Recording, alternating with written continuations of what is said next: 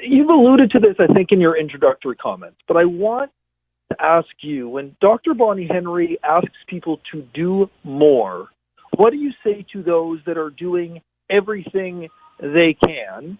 And what more are you going to do to help British Columbians? Firstly, in terms of helping British Columbians on the fiscal side, we've put $10 billion into British Columbia between budgets, which is unprecedented. Never happened in the history of our province. And in fact, we've seen that across the country. The federal government stepping up, making extraordinary investments in people to try and keep them safe, to try and keep them whole, whether it was putting in place rent supplements, as we did here in BC, the COVID benefit, which almost 1.6 million people have now received payments for that benefit to keep them going through the winter. We ask those people who have been making those sacrifices, we say to them, thank you. Thank you for doing that. Keep up the good work. Dr. Henry was talking to those that are not listening, and they have been in place for some time. You'll recall last summer I called on prominent British Columbians, noted British Columbians like Ryan Reynolds and Seth Rogen and Michael Bublé to make statements on their platforms to try and reach those people that were not listening to Dr. Henry. And we had some success there. What Dr. Henry's trying to get across is that we are not out of the woods. As much as the vaccines give us cause for extraordinary hope, when this hit a year ago, the expectation was that vaccines were 18 months away. Well, 12 months since the first case, and we've vaccinated 125,000 people, mostly the most vulnerable in long-term care facilities and the staff that work there. So we've made great progress, but we are not out of the woods. Our appeal to the public is to keep up the good work. Thank you for doing that. Together we can get through this. I was struck listening to Dr. Henry on Monday that, her usually optimistic outlook.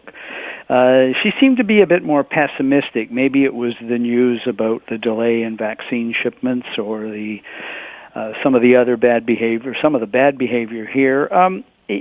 You, Premier, have generally maintained an optimistic outlook. Has anything shaken your confidence in that so far this year? Well, yes. And the most recent example was on Friday. I said that in my Canada, people would step to one side to give a vaccine to someone that was more deserving of it or in more need of it. And 72 hours later, we hear about the entitled and the elite chartering a private jet to bump someone else out of the queue. That's about as un-Canadian as you can get, and that was profoundly disappointing for me on a number of levels. You can't measure the contempt I think British Columbians have for that individual taking those steps. Over the Christmas holiday, some public officials, not any in the BC legislature, but some public officials deciding it was a good time to travel after we appealed to people to stay in place. That was disappointing. But I have to say that I think our federation has worked better than it's ever worked before. Is there areas of improvement? Absolutely.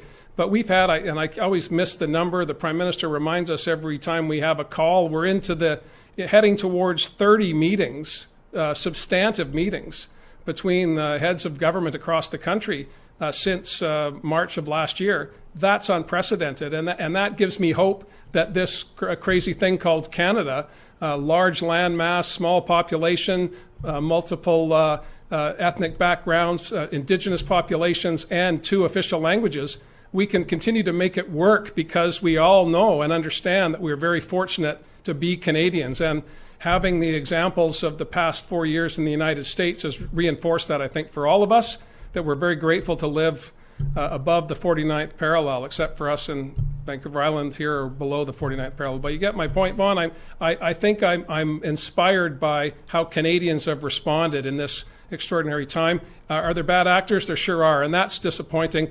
And I know Dr. Henry, let's walk a mile in her shoes for a minute. Not only is she regularly available to talk to you and countless others, but she's in touch with health officials, not just across Canada, but around the world, keeping up on literature, reading into the night so that we are as on top of these issues as we could possibly be. So I'd cut her some slack. She has been an absolute rock for all of us, and I think the vast majority of British Columbians feel that way.